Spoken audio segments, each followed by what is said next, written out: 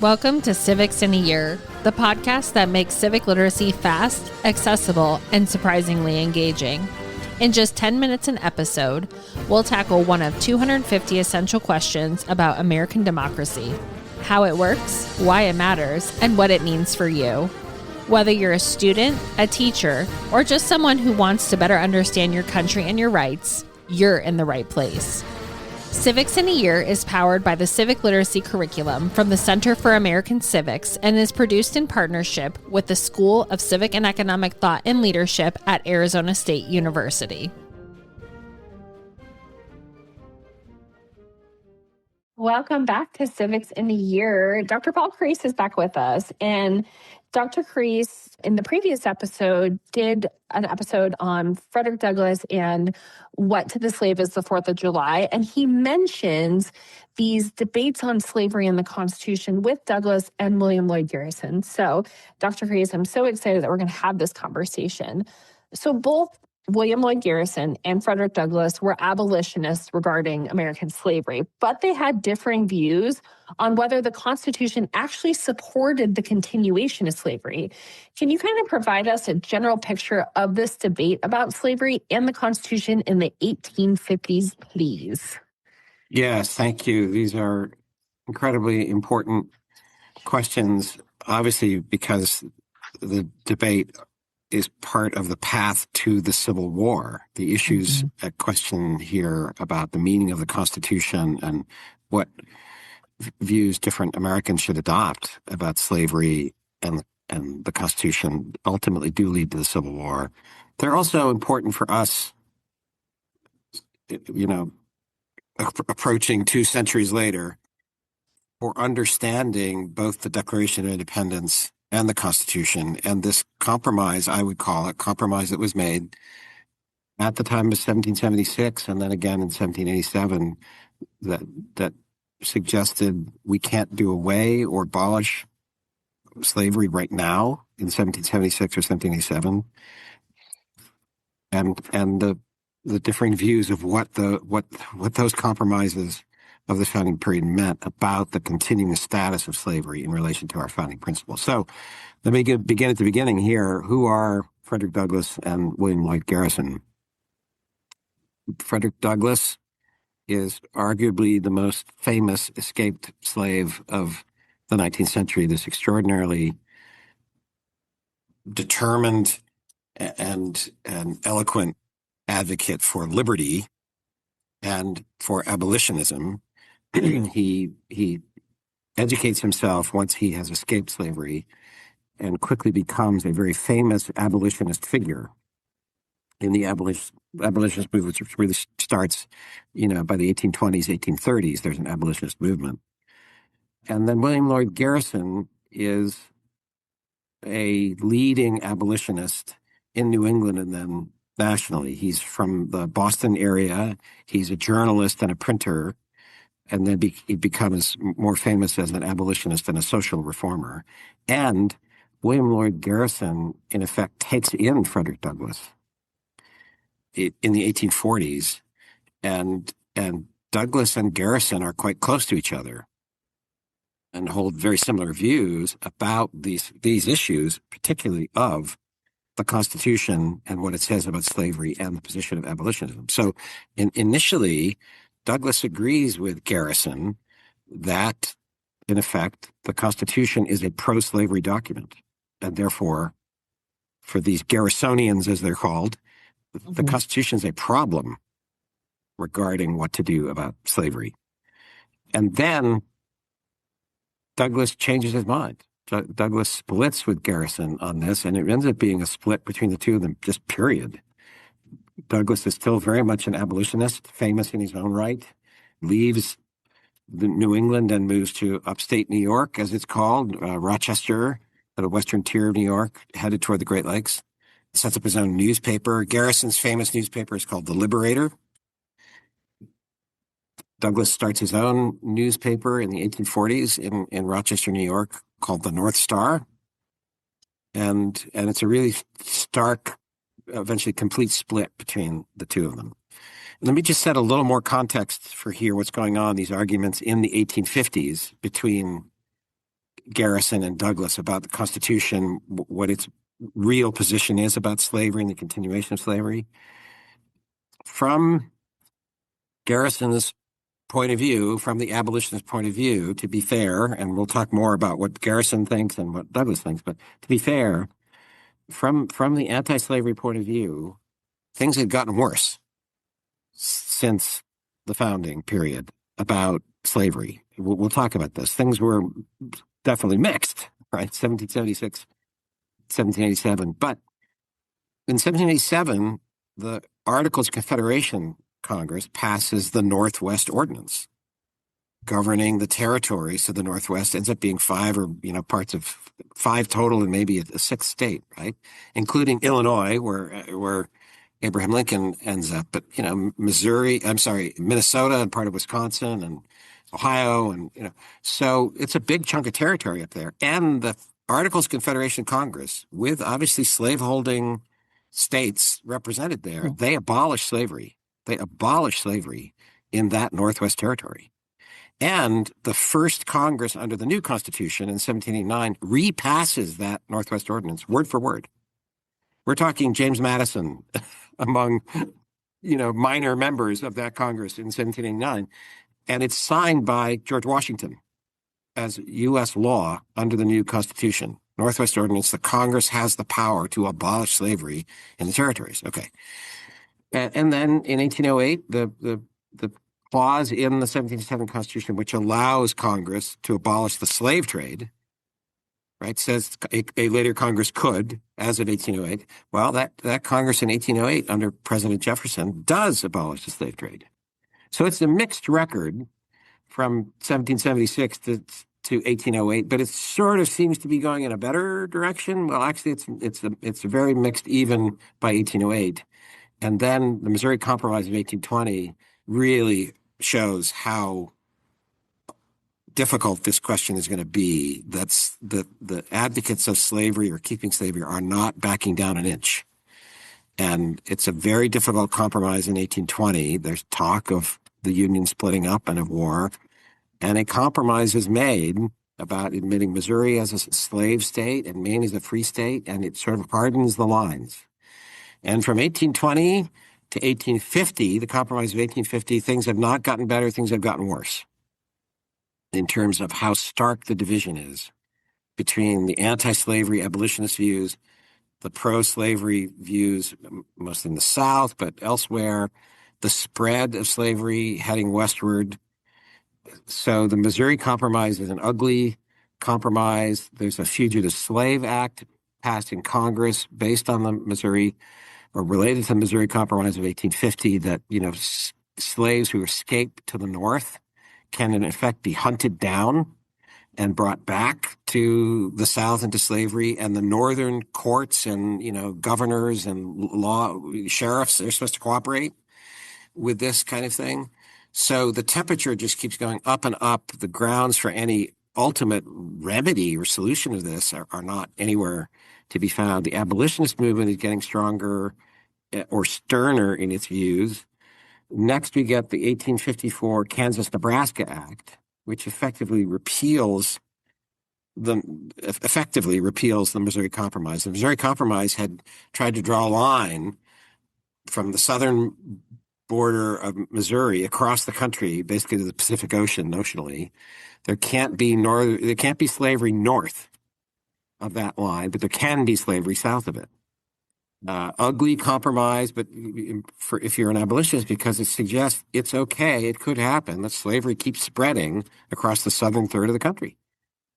Well, the Kansas-Nebraska Act, if you're against slavery, it's even worse than that. It repeals the Missouri Compromise.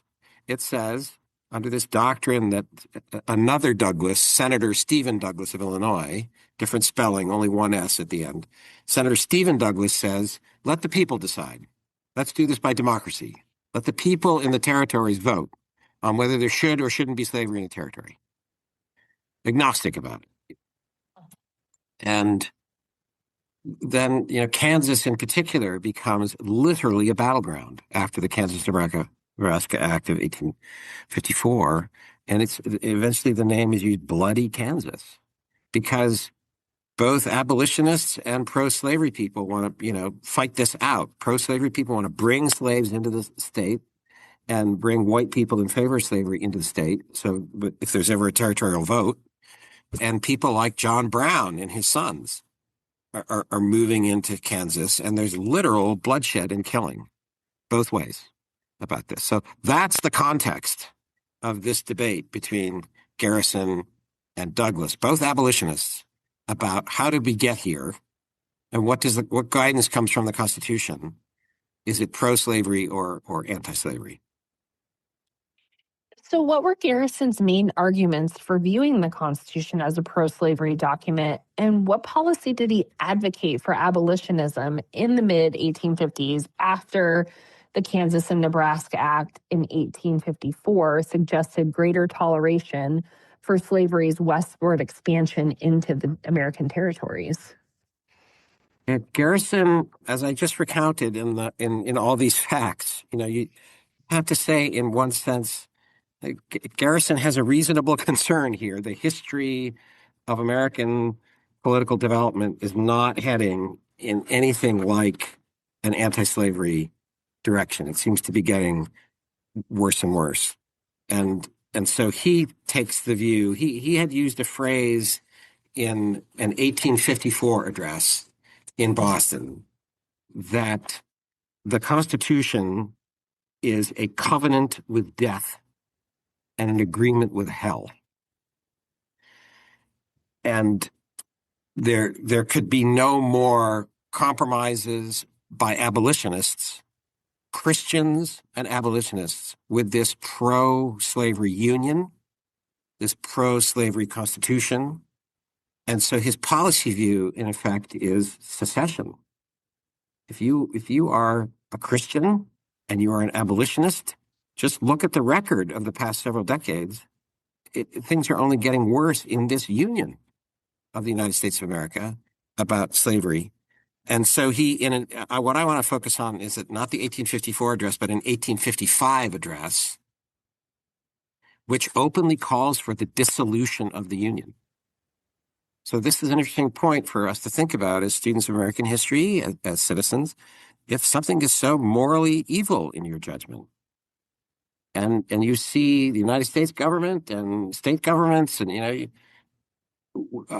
would you call for, leaving? I'm going to leave the country. Would you secede? Call for dissolution? Well, this is where Garrison is, and one point to make here is that his, strident abolitionism and criticism of what the Union compromises had been for decades becomes the kind of mirror image or the echo of the pro-slavery arguments in the South, that the Union is useless, worse than useless. The Union is totally booked and cooked against slavery, and we need to be prepared to fight.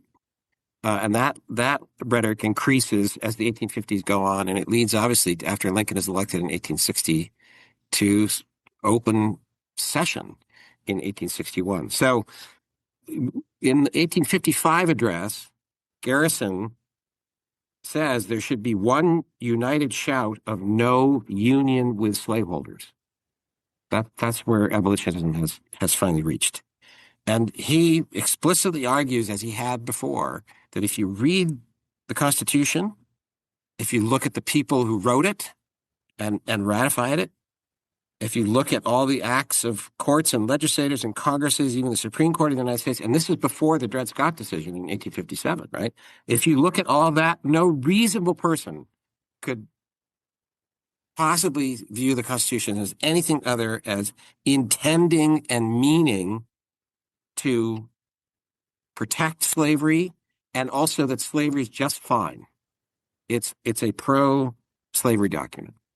The 3/5 clause, that the compromise about representation in the House of Representatives, that for the southern slaveholding states to agree to the deal, they had much less territory of free white people. I'm sorry, they had much less population of free white people than the northern states. So to balance that out, their apportionment for seats in the House of Representatives, their total population would include 3/5 of all other persons for the total head count and number. And so in this 1855 address, Douglass Garrison repeats the phrase from the 1854 address that the Constitution is a covenant with death and an agreement with hell. And, away with the Constitution, it smells of blood. And eventually using revolutionary language, i.e., the people in charge of the Union, whatever their views about slavery, there's been such compromise with slavery, they're basically King George III. And we need to be revolutionaries. That's the kind of argument Garrison's making in 1855. And by the way, he knows the obvious question is, well, what should be done? How, if say you persuade a state in the North to secede, what happens then?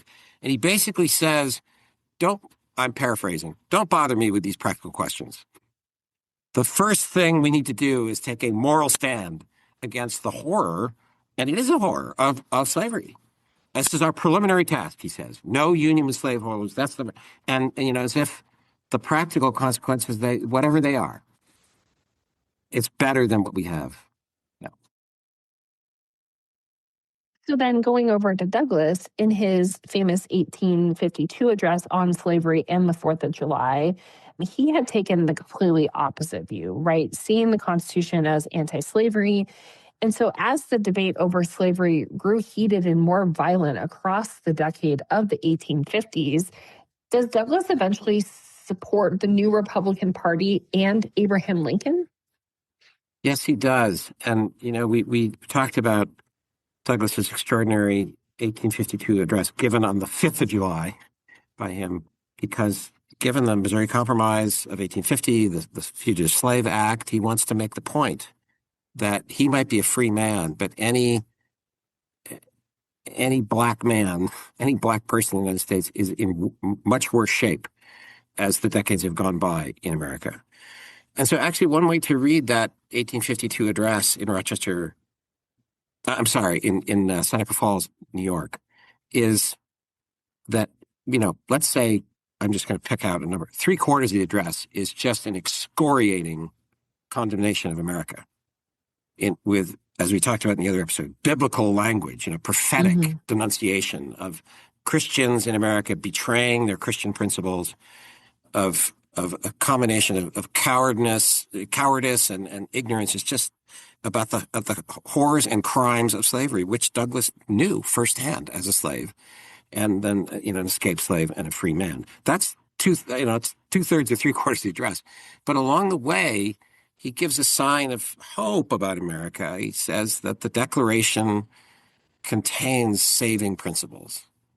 And then in the last part of the address, he does say explicitly in opposition to Garrison, he doesn't mention Garrison by name, that the hope for America, in fact, is the Declaration and the Constitution.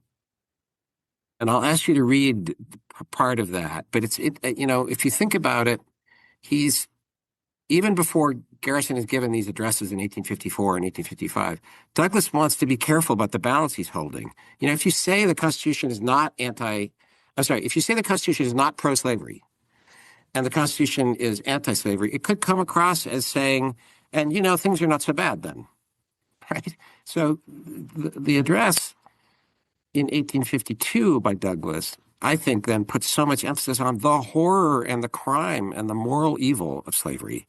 So then when he does say, but don't blame it on the Constitution, don't blame it on the Declaration, he doesn't sound like he's wishy-washy and the horror of slavery. So could you read that extraordinary statement that Douglass makes toward the end of this 1852 address about the Constitution? In that instrument I hold, there is neither warrant, license, nor sanction of the hateful thing. But interpreted as it ought to be interpreted, the Constitution is a glorious liberty document. Read its preamble, consider its purposes. Is slavery among them? Is it at the gateway? Or is it in the temple? It is neither. While I do not intend to argue this question on the present occasion, let me ask, if it be not somewhat singular that, if the Constitution were intended to be, by its framers and adopters, a slave-holding instrument, why neither slavery, slaveholding, nor slave can be found anywhere in it. So it's just categorical in his view that the fault for slavery being continued, perpetuated in the United States is not the fault of the Declaration. It's not the fault of the Constitution of 1787 and the compromises made just to form the Union. It's our fault in the subsequent decades and the subsequent generations. Just after that, he says the plain reading of the Constitution, if you read it, that just obviously, I defy that there's a single pro-slavery clause in it. In fact, you'll find principles and purposes entirely hostile to the existence of slavery. So then, yes, you asked about what he does. This is 1852. What does he do as the decade goes on? He eventually sees the Republican Party as the hopeful middle ground.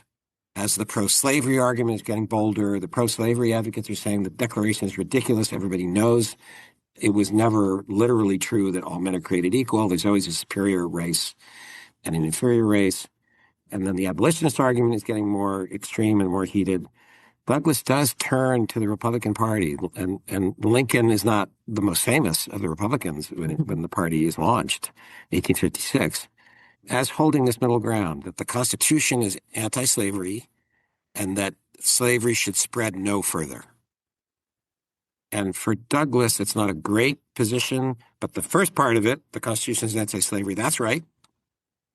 And so the extreme abolitionists are wrong, and the pro-slavery people are wrong. And then as a sort of political vessel for the moment, Douglass is willing to say, okay, the Republicans are probably the best bet for preventing things about slavery from getting worse than they are now. And so this alliance eventually forms between Abraham Lincoln and Frederick Douglass, and they eventually meet each other when Lincoln is president. Lincoln invites Douglass to the White House. And I think the last time they meet each other is the Lincoln's second inaugural, which is an extraordinary moment. But anyway, the Constitution is a complicated document with complicated compromises, but Lincoln and Frederick Douglass, in this moment of horrible crisis, eventually say we should stick with it. It's better than any of the alternatives in front of us right now. Dr. Crease, thank you so much. I love learning about these, discussions in early American history and, especially to the question of, is the Constitution a pro or anti-slavery document, and having, these two men kind of discuss and talk about it. So thank you so much. And I look forward to our next episode. Okay. Thanks very much. And thanks for your good work. Thanks for joining us on another episode of Civics in a Year. If you enjoyed this episode, be sure to subscribe and share it with someone who cares about a constitutional republic as much as you do. For more episodes, resources, and updates, follow us on social media or visit us at civics.asu.edu. Make sure to check out the show notes for any relevant links. Special thanks to the United States Marine Band for their performance of the Stars and Stripes Forever.